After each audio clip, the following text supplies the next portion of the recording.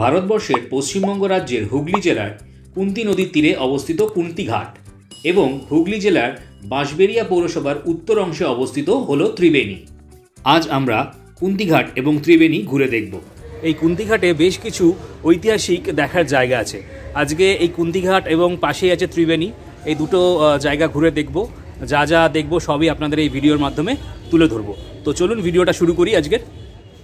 এই হচ্ছে কুন্তিঘাট স্টেশন। এখান থেকে আপনারা এই যে রাস্তাটা বেরিয়ে যাচ্ছে, এখান দিয়ে গিয়েই কিন্তু পেয়ে যাবেন রাস্তা। এই যে স্টেশন থেকে নেমে আপনারা অটো এবং টোটো স্ট্যান্ড পেয়ে যাবেন। এখান থেকে আপনারা অটো বা টোটো বুক করে বা শেয়ারেও এখান থেকে এই যে স্পটগুলো আছে এগুলো ঘুরে নিতে পারেন। এই স্টেশন থেকে 300 টাকা দিয়ে একটা টোটো রিজার্ভ করে আমি চললাম আজকের আমার প্রথম গন্তব্য গোপালপুর ডিভিসি লক গেট দেখতে। আপনারা এলে একটু দরদাম করে তবেই টোটো বা অটো রিজার্ভ করবেন। পৌঁছে গেলাম আজকের আমার প্রথম গন্তব্য গোপালপুরের DVC lock gate.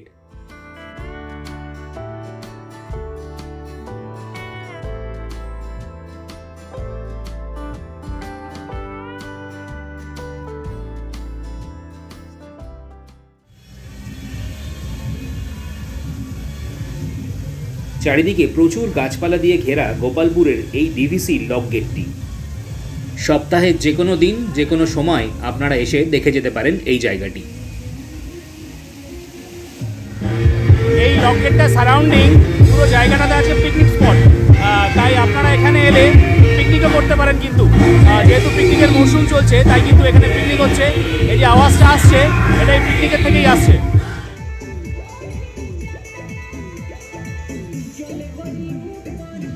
DVC lock gate দেখে এবার চললাম আজকের আমার দ্বিতীয় গন্তব্য বাঘাটি, যেখানে রয়েছে রঘু ডাকাতের কালীবাড়ি। বাংলার ইতিহাসের পাতায় রঘু ডাকাতের নাম এবং তার প্রতিষ্ঠিত কালী মন্দিরের উল্লেখ বহু জায়গায় পাওয়া যায়, এটিও তার মধ্যে একটি। কথিত আছে একবার কালীভক্ত রামপ্রসাদ এই রাস্তা দিয়ে যাওয়ার সময় রঘু ডাকাতের দলের হাতে ধরা পড়েন। তারা রামপ্রসাদকে এই মন্দিরে নিয়ে আসে নরবলি দেওয়ার জন্য। তবে তাকে বলি দেওয়ার আগে রামপ্রসাদের গলায় কালীবন্দনা শুনে এবং মায়ের মহিমায় রঘু ডাকাতের মন বদলায়। তারা রামপ্রসাদকে ছেড়ে দেয়। সেই থেকে বন্ধ হয়ে যায় নরবলি প্রথাও। মায়ের বড় পুজো কখন হয় বছরে? মায়ের প্রতিষ্ঠা দিবস এই মাঘ মাসের শুক্লাপক্ষে। আচ্ছা, শুক্লাপক্ষে একটা মঙ্গলবার থেকে আমাদের দিন ধার্য করা হয়। আচ্ছা, করে মায়ের প্রতিষ্ঠা দিবস পালন করা হয়। আচ্ছা, ওটাই মায়ের বড় পুজো। এগুলো মায়ের ভান্ডারা দেওয়া হয়, প্রচুর ভক্ত সমাগম হয়, সবাইকে প্রসাদ বিতরণ করা হয়। আচ্ছা, আপনারা যদি এখানে এসে পুজো দিতে চান তো এখানেই দেখুন মন্দিরের ভেতরেই একটা ছোট্ট দোকান মতো আছে। এখানে সমস্ত সামগ্রী পাওয়া যায় পুজো দেওয়ার। তো আপনারা এখানে এসে এখান থেকে কিন্তু কিনতে পারেন, এগুলো কিনে মায়ের পুজো দিতে পারেন। শোনা যায় আগে এখানে নরবলি হতো, কিন্তু এখন আর সেসব কিছু হয় না। কিন্তু এখনও মায়ের যখন ভোগ হয় তখন কিন্তু ল্যাটা মাছ পোড়া দিয়ে মায়ের পুজো দেওয়া হয় এখানে। তো এটাও কিন্তু একটা ইন্টারেস্টিং ব্যাপার। সকাল 8:30 থেকে মায়ের মন্দির খোলা হয়, তারপর মায়ের নিত্য পুজো হয়, তারপরে মন্দিরে 12টা 12:30 সময় মাকে ভোগ দিয়ে মন্দির বন্ধ হয়। আবার বিকাল 5:30টার সময় মন্দিরে খুলবে, সন্ধ্যা আরতি। তারপরে আবার শীতল আরতি হয়ে 8:30 9টার সময় শীতল আরতি হয়ে মন্দিরে। সুতরাং টাইমিংটা আপনারা শুনলেন। যখন আসবেন এখানে প্ল্যান করবেন আসার, তখন কিন্তু এই সময় বুঝেই আসবেন, নাহলে কিন্তু মন্দির বন্ধ পাবেন। রঘু ডাকাত মা কালীকে পুজো করতেন আদ্যাশক্তির রূপ হিসেবে। প্রতি শনি ও মঙ্গলবার এবং অমাবস্যা ও কালী পুজোর দিনে এই মন্দিরে বহু ভক্তের সমাগম ঘটে। ডাকাত কালীবাড়ি দেখে এবার চললাম আমার তৃতীয় গন্তব্য জাফর খান গাজীর দরগা ও মসজিদ দেখতে। জাফর খান দিল্লির সুলতান ফিরোজ শাহের একজন সেনাপতি ছিলেন, যিনি 1300 শতকের শেষের দিকে হুগলি আক্রমণ করেছিলেন এবং এখানকার স্থানীয় হিন্দু রাজাকে পরাজিত করে বাংলায় তুর্কি শাসন প্রতিষ্ঠা করেছিলেন। 1298 সালে তৈরি এই দরগাটির দুটি ভাগ আছে। পূর্ব দিকে আছে জাফর খানের সমাধি আর পশ্চিম দিকে আছে জাফর খানের এক ছেলের সমাধি। সেই সময় হুগলি নদীর সৌন্দর্যে মুগ্ধ হয়ে তিনি ত্রিবেণীতে বসতি স্থাপন করেন। স্থানীয়রা তাকে একজন বিদগ্ধ ব্যক্তি হিসেবে বিবেচনা করতে থাকে এবং এরপরই তার নাম হয়ে যায় জাফর খান গাজী। পরবর্তীকালে আরেক হিন্দু রাজার সঙ্গে যুদ্ধে তিনি পরাজিত হন এবং নিহত হন।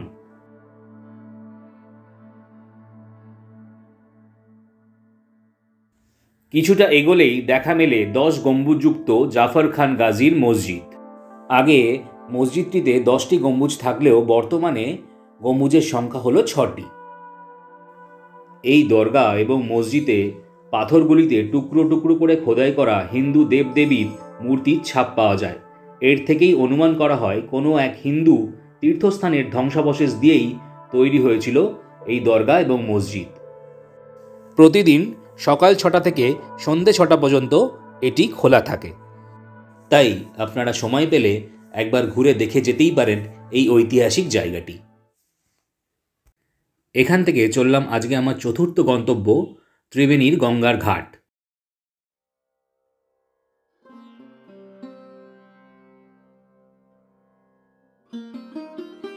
গঙ্গা, যমুনা ও সরস্বতীর নামে 3টি নদীর মিলন থেকে ত্রিবেণী নামটি পাওয়া যায়। সম্ভবত পূর্বে এর নাম ছিল মুক্তবেণী। এটি এলাহাবাদের প্রয়াগ থেকে এসেছে। এটি যুক্তবেণী নামেও পরিচিত। গঙ্গার ঘাট থেকে দাঁড়িয়ে ওই যে দূরে দেখা যাচ্ছে ওটাই হলো ঈশ্বরগুপ্ত সেতু। কবি ঈশ্বরচন্দ্র গুপ্তের নামেই এই ব্রিজটির নামকরণ। ত্রিবেণীর এই ঘাটটি মহারাজা রুদ্রনারায়ণ রায় মুখোটি দ্বারা নির্মিত।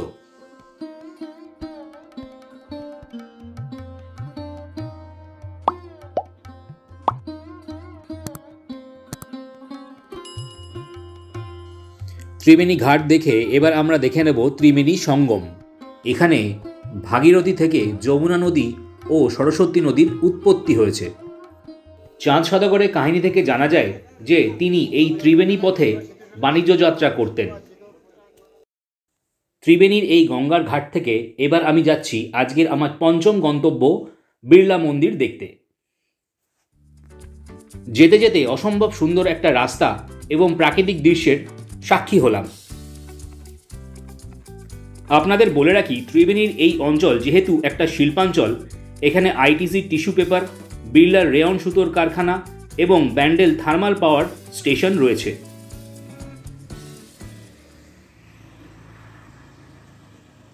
বিড়লা মন্দিরের সামনে গিয়ে মন্দিরটি বন্ধ থাকায় আশাহত হলাম।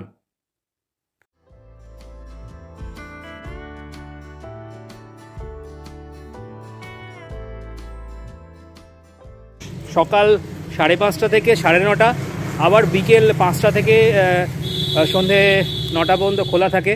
তো আপনারা এই সময় এলেই এই মন্দিরটা দেখতে পারবেন। অন্য সময় এলে কিন্তু দরজা বন্ধ থাকে, তখন কিন্তু দেখতে পারবেন না। তো চেষ্টা করবেন এই সময়ের মধ্যেই এখানে এসে এই মন্দিরটি দেখে যাওয়ার। এই হচ্ছে মন্দিরের সামনেটা। যেহেতু মন্দিরটা বন্ধ তাই বাইরে থেকেই যতটা পারলাম আপনাদের দেখানোর চেষ্টা করলাম। এই সামনের রাস্তা, আর রাস্তার সামনেই হচ্ছে এই বিড়লা মন্দির।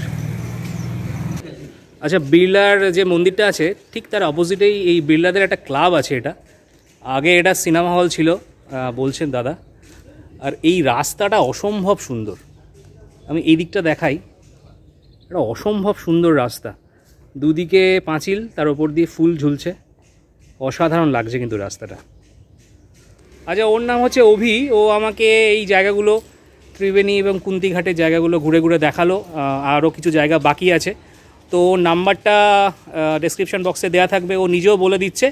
আপনারা যারা আসবেন কুন্তিঘাট ত্রিবেণী ঘুরতে, ওর সাথে এসে যোগাযোগ করতে পারেন। তো নাম্বারটা বলে দাও অভি। 6291-288-526। ঠিক আছে, ওর নাম্বারটা দেওয়া থাকলো। আপনারা যদি আসেন, ওকে ফোন করে নিলে রিজার্ভ করে নেবেন ওর টোটোটা। ও কিন্তু আপনাদের ঘুরিয়ে দেবে জায়গাগুলো সব। চললাম আজকের আমার শেষ গন্তব্য কুন্তিঘাটের হ্যাঙ্গিং ব্রিজ।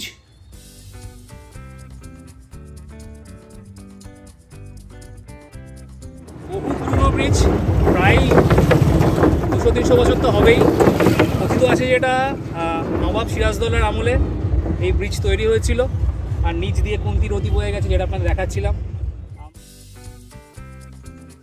এই ঝুলন্ত ব্রিজ থেকে নিচ দিয়ে বয়ে যাওয়া কুন্তি নদী এবং আনুষঙ্গিক পরিবেশ দেখতে বেশ ভালোই লাগলো। কিছুটা সময় এখানে কাটালাম।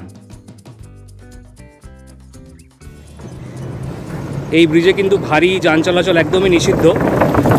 আপনারা যদি প্রাইভেট গাড়ি নিয়ে আসেন এই গাড়ি কিন্তু এখানে তুলবেন না, চেষ্টা করবেন পায়ে হেঁটে ব্রিজটা দেখে নেওয়ার।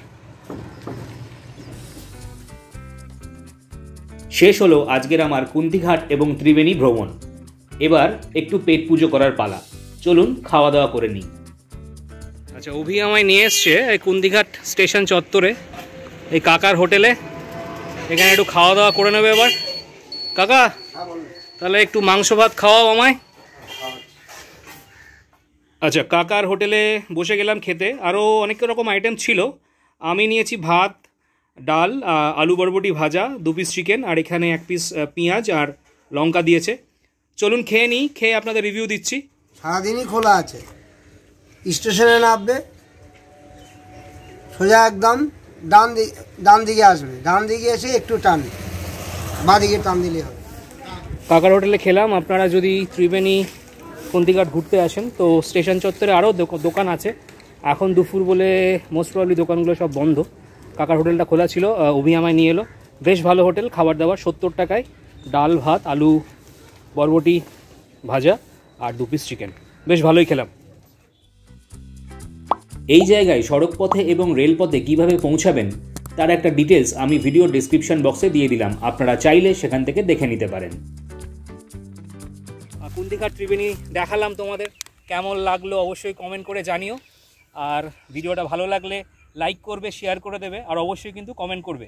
আর চ্যানেলটা ভালো লাগলে অবশ্যই কিন্তু সাবস্ক্রাইব করবে।